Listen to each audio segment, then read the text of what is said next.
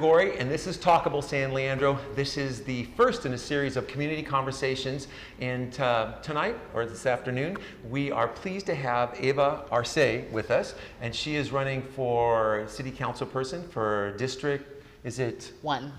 District 1. District 1, great. Thank you for joining us, Eva. Oh, thank you for having me. I appreciate it. Absolutely. You know, all the issues are very important. The candidate is just as important, kind of your personal kind of history. Tell us a little bit about kind of where you grew up and how you ended up here in San Leandro. Sure. So I'm a New York native, born and raised Brooklyn, New York. I was raised by a single mom, so we didn't have a whole lot. Brothers and sisters? Well, I actually have 10 half brothers and sisters that I was not raised with. They were my father's children. Okay. So pretty complicated upbringing. Sure. Grew up in a one-bedroom rent-controlled apartment. But you know, a blended family is what so many people have. Absolutely, but in the 70s, that was very that was very unusual. Right. I was one of the only children who went to school with a single mom. You know, all my colleagues and had two parents and lived in a house, and here I was in my little one-bedroom apartment. You know, I think made me who I am today, for sure. Yeah. Well, a fighter. And I read in your website that you had interest in classical music and perhaps ambitions in that direction. But sure. But what was that connection in your childhood? So for me, classical music was a very important part of my childhood. My mom enrolled me in ballet lessons as a little girl, and I loved the music more than the dancing. Right. And really started that trajectory of planning on going into classical music full time. Went to a theater arts high school, and that was my thing. I was going to be a coloratura or soprano when I grew up. Hit 18, reality sets in, and you look at, I could go to the fancy music school and be in lots of debt, or try to build a life for myself. So I picked the try to build a life for myself. That's probably what most people would pick, but it's probably, and here you are. Here I am. It's worked out pretty well. It's great. It's worked out very well. And so let's talk about the race. So what do you think you're going to bring to this race, and what's your vision for San Leandro? Sure, I think I've seen San Leandro. I've been in San Leandro since 2012, about a little over 6 years. Good. And the community has changed. I feel a lot of the families that were here when I first moved here are moving out. Younger professionals are moving in, like myself and my partner. And I think San Leandro needs to grow with the rest of the Bay Area. I still do all of my shopping in San Francisco because a lot of the shops I go into are in San Francisco. And I feel that it's time for San Francisco to evolve for the young folks who are coming here to raise families. So the retail sector, essentially kind of trying to ultimately bring that type of that kind of retailer here to San Leandro. Modern stores, modern supermarkets that cater more toward natural eating and more organic food. And there's always the Trader Joe's. Everyone wants a Trader Joe's in San Everyone Leandro. wants a Trader Joe's or a do. Sprouts. You know, I don't think a Whole Foods would be good here, but I think a Sprouts or a Trader Joe's would do really well and really support the community. Right. Very good. So, I wanted to talk about rent control because it's an important issue, of course, and we have a large homeless population. Yes. Some people are saying maybe perhaps 300, and then a very large working poor or kind of struggling population. Absolutely. So, how do you see rent control in that context? Sure. I'll give you a personal example. Good friend of my partner's moved here from Sacramento, got a great job. I work in technology, got a great job in technology. Now, we're not the developers, we're the folks who make sure the developers can get on the internet. Okay. Big distinction from what I do compared to the folks that are pushing people out of the Bay Area. Got a good job making minimum, making a decent wage, a decent middle class wage. Had an apartment right down the street from us. And after his lease expired after 6 months, his rent was raised $500. Right. Because there's no cap, there's no regulation. Right. Poor kid, wow, I just got here. I was so excited. 6 months later, now what am I going to do? Now he lives in Boston. Right. Gone. Just took off. Gone.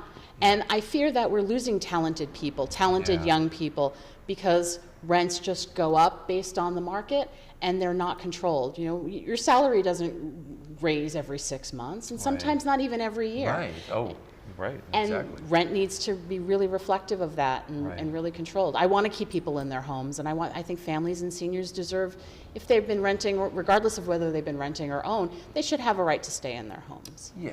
And I absolutely understand, and I see this growing homeless population, and there's not a lot a city can do, but trying to secure people's environment and understanding that it is certainly important. The idea of perhaps tiny homes, I know there's talk about, there's a lot of large lots here in San Leandro, and so the idea of building dwellings behind homes, I know the city has made progress in that direction, but we still don't certainly see lots of homes behind homes popping up yet. Right. What's your view on that?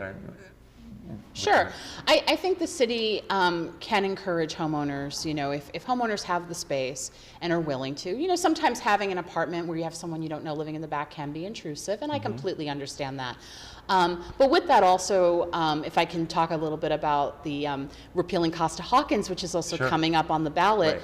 Right. If you're a single family and you have a renter on your property, Costa-Hawkins prevents that renter from being protected. Right. So it's very important with this ballot coming up about repealing Costa-Hawkins is very important. And I think the city can help facilitate permits faster to have that building happen, making sure that building is happening if the homeowner wants that. And I think the city can help facilitate that. Good. Good. And so in that same vein, then we have Airbnb, and I know the city has kind of extended a moratorium on what, unless you're living in a home, you can rent. So what is your view on that? So, and I know this is a very controversial topic in San Leandro. I really do believe that non-hosted, where the owner is not living on the property, I don't believe that should be allowed in San Leandro. This is a suburban community. This is a community for building families. And I don't think I see them as hotels. And if it's unhosted, I don't feel that belongs in San Leandro. Now, I'm not gonna try to discourage anyone who may have an extra bedroom. Some seniors, they have their home, their children move out. If they want to Airbnb their second bedroom, they live there, I'm all for that. I think the city should regulate that in a way so that we know about it, to make sure that the renters and the people who are staying there temporarily should be stayed. Maybe we can make a little revenue on that. $40 every 2-year license or something like that. So the person is registered with the city. We know there's a renter. The neighbors know that that's going on. I think regulating it and controlling it, and it'll be good for everybody. I think so, and I think the nature of the neighborhoods is threatened by these homes that ultimately look like hotels, and it's hard to feel at home when you don't know who's coming home. And really, shopping for an apartment in the Bay Area, when you're struggling as it is and you really want to own a home and you have your down payment that you've saved and saved and saved for, and you find the house and it's perfect and it's beautiful, and then you're outbid by a cash buyer who's going to use that property for Airbnb, that's a really heartbreaking thing to live through. No, it is. And I think it's important that we really just stand up for the folks that are struggling and that just want to build a life for themselves. Right. Well, great. So, another issue that seems to never go away is, the kind of unsecured debt that all cities really in California have struggled under. San Leandro not being an exception to that rule. And so, how do you see us dealing with that? 4 years ago it was 100 million and some change. Today, I understand it's 205 million. And so these are 4 years of a rock and roll, stock market. CalPERS didn't do their homework apparently, and we are saddled with another 100 million. What do you see as we can do as a small city in a bigger problem? I think first and foremost, increasing revenue, and some of the things I mentioned, perhaps licensing Airbnbs. Small revenue can be generated that way. Bringing businesses that will generate more sales tax revenue. And I know we only see a small portion of that sales tax, but again, if I'm spending a good amount of money here in San Leandro where I want to spend money, instead of going to Dublin to go to Whole Foods or Castro Valley to go to Trader Joe's, well, there's some sales tax that's being generated as well. Really taking a good look at Bayfair and courting businesses that San Leandrons would want to shop at. I think we can grow Bayfair, bring it back to a really popular destination, not just for San Leandro, but for the Bay Area as well, and just try to grab revenue where we can. Right. I mean, there's greater things too. We can look at our investments as a whole and see if we put some money in a CD, see what kind of interest we can build from there. I think there's a lot of different areas to kind of make that deficit up, but those are just some of the ideas that I have that I would like to bring to the City Council. Good. And finally, we've got a few minutes left. The marina is always on people's minds here in San Leandro. There were many years of planning, and we simply haven't broken ground yet. Right. We're going to break ground in 2016 and 17. And I know there have been mitigating circumstances, with climate change and the threat of rising water levels that has become more costly. But Absolutely. I just wanted to ask you, what do you think about that plan? Do you think we should rethink it, or what do you think about? Well, there's a couple of things that, as I've been meeting with voters, I've been hearing, and one actually kind of issue that's starting to come up is a lot of homeless people who live in cars or trailers actually spend the night in the marina parking lots. And what's going to happen to this population when they leave? I don't want to see people sleeping on the street, but that's at least a safe place where people are staying right now. Where are those folks going to go?